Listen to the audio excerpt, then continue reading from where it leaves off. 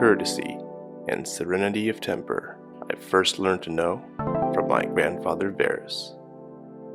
Manliness, without ostentation, I learned from what I have heard and remember of my father. In this manner, all through Book 1 of Meditations, Marcus Aurelius mentions various people in his life for all the important lessons he learned from them. While the entirety of Book 1 of Meditations is filled with great bits of wisdom and insight, I'd like to talk about 3 of them in this video: his lessons from Rusticus, Apollonius, and Maximus. The recognition that I needed to train and discipline my character. Rusticus taught Marcus Aurelius that his character needed constant training and care.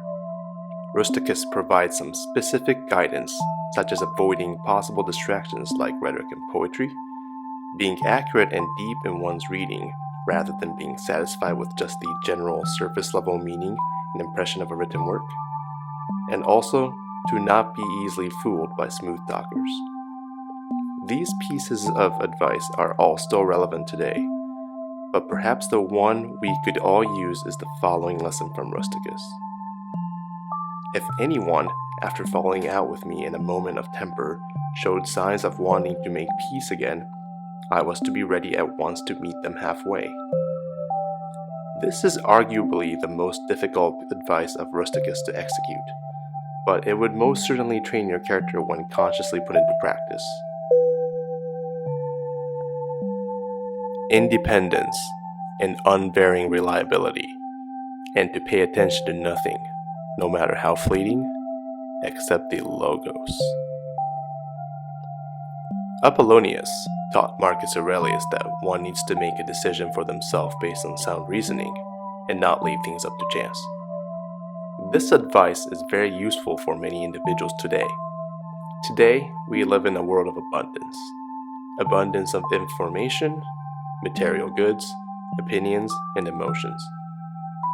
This isn't necessarily a bad thing, but sometimes it can make it very difficult for an untrained mind to make good moral decisions, or simply just making decisions at all.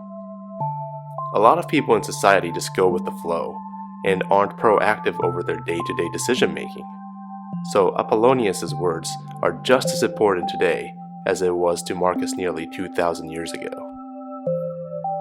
Marcus Aurelius then continues to say, "He also schooled me to meet spasms of acute pain, the loss of my son, and the tedium of a chronic ailment with the same unaltered composure. He himself was a living proof that the fieriest energy is not incompatible with the ability to relax." Here, Apollonius is teaching him the value of composure to go along with this first idea. One must be composed to make good life choices. One must remain composed through hardships that life throws at them. And one does not have to be exclusively aggressive or calm.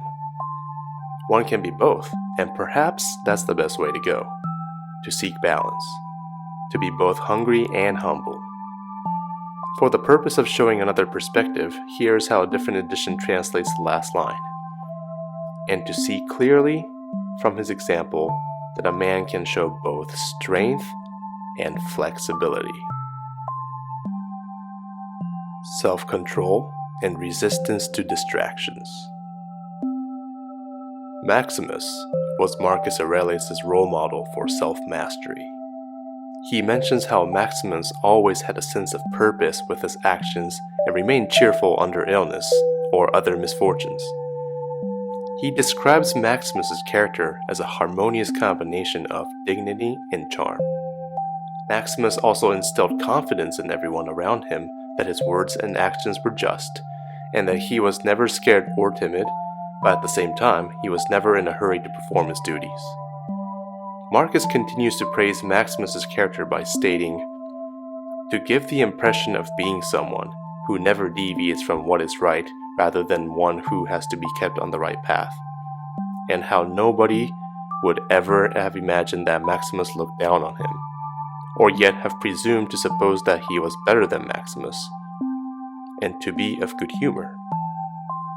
So, according to Marcus Aurelius, Maximus was pretty much the epitome of self-control and great character in an individual, and it seems like Maximus showed this to Marcus Aurelius mainly through his actions rather than verbal instructions on how to conduct oneself.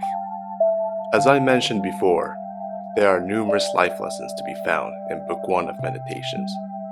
But if I had to choose one all-encompassing takeaway from Book 1, it would be the power of observation. It is clear to us that Marcus Aurelius learned a lot from people around him, mostly by watching their day-to-day actions with a keen eye. One can learn a great deal just by taking the time to watch how someone acts. But this only works if you have the ability to observe others very carefully. So think about how you could maybe increase your awareness when you watch people around you. And think about what lessons you have learned, or what insights you've gained from the people around you. If they've taught you anything worth noting, be grateful for their existence in your life. Also, on the flip side, we can learn that our actions have the potential to leave an impact on others. So, what actions should you be taking? What actions, habits, and practices do you want to be remembered for? Thank you for watching.